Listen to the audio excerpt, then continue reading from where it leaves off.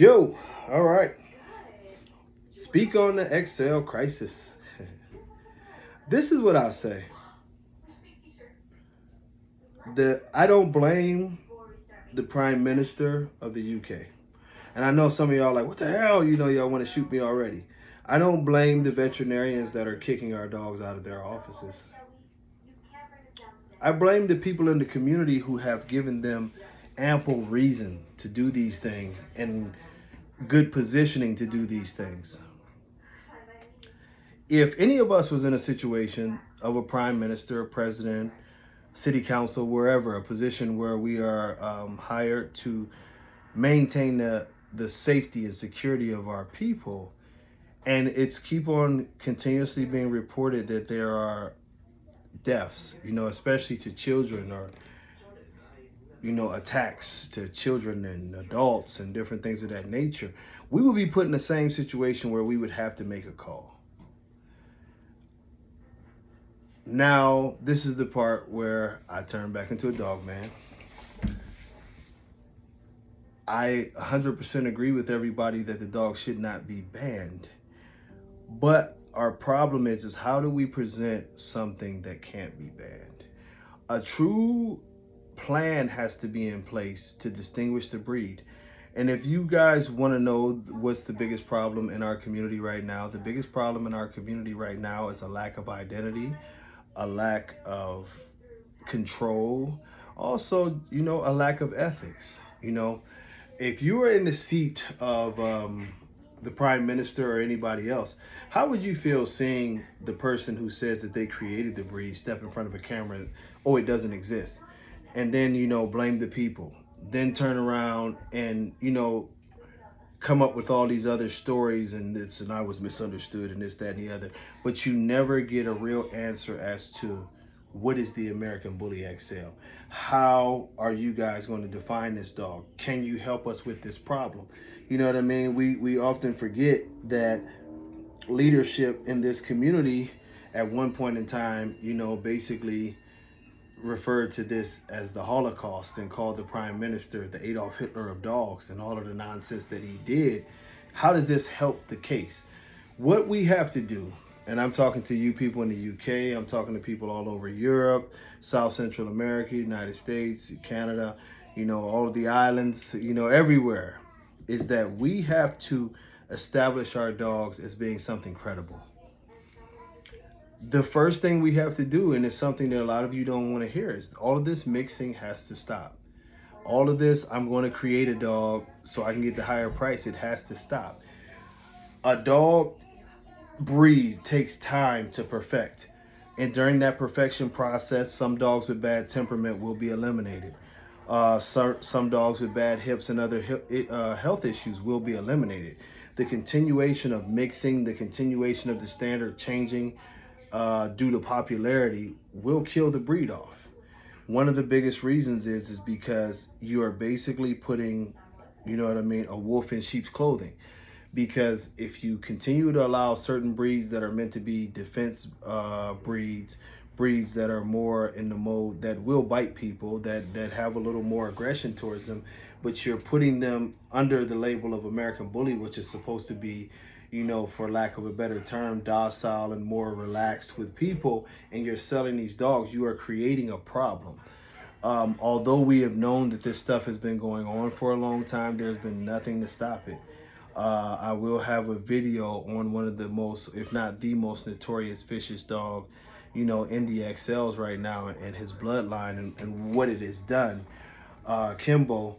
But, as of right now, we need to discuss plans.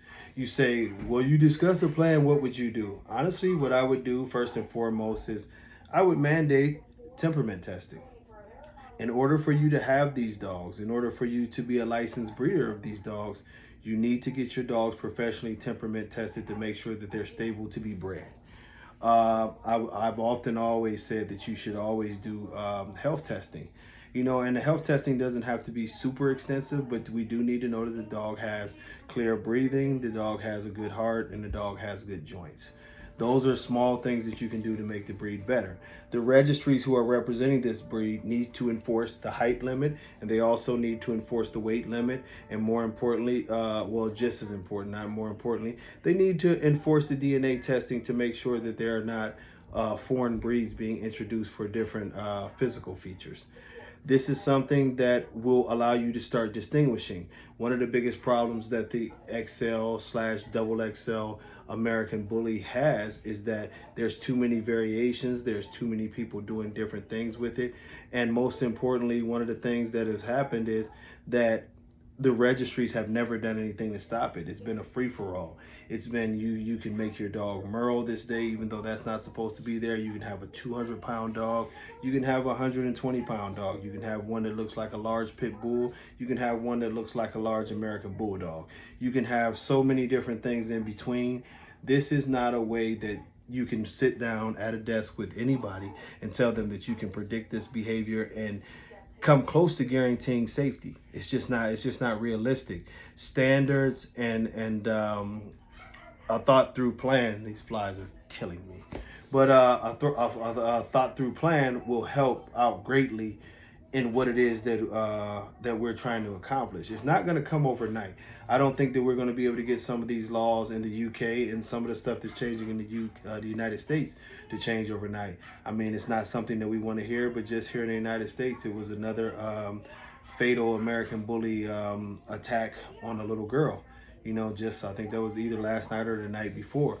These things are going to continue to happen if we don't preach responsibility and we don't preach a proper way to handle and maintain these dogs, to give our dogs you know, a real identity. It's a reason why we're seeing more issues with the American Bully now than you see with, say, for instance, the Rottweiler. Or even a more dangerous dog like the South African Bordeaux.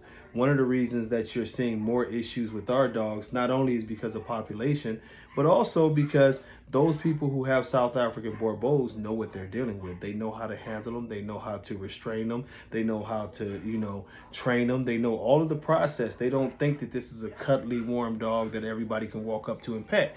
The Rottweiler is the same way. I'm a Rottweiler owner. I know that I handle and maintain my Rottweiler totally different than I do all of my other dogs because it's a different type of dog. I do understand that he will do things a little bit differently. He will respond to people a little bit differently. I would never try to sell someone a Rottweiler under the pretenses of what an American Bully is supposed to be. That is very, very dangerous. An accident waiting to happen, and this is what we're seeing in our community. And this one fly, I'm telling y'all, right on the video, I'm gonna smack him and knock him out. But but you know, a detailed plan is needed. And what I would say to everyone who loves these dogs and everyone who is trying, you know, to save this breed is that don't give up and keep working. You know, don't give up and keep working. We already know they banned pit bulls. The pit bull breed didn't die.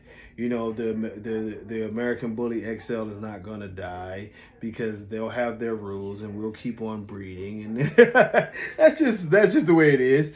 But if we ever, you know, we're going to get our opportunity, whether it's the UK, whether it's the United States, whether, you know, in all these areas, you're going to get the opportunity to present this dog. Make sure that we are capable of representing a package that is going to be very, very efficient. A package that'll be respectable, a package that we can get in front of someone who will respect our dogs, and we can show them, you know what, these dogs are not that bad. And then we can get advocate in high places that will go hard for our dogs. But till next time, y'all, we will talk more about this on some lives, more videos. I would love to get y'all feedback on how we go about doing this the right way. Until next time, God bless. Peace.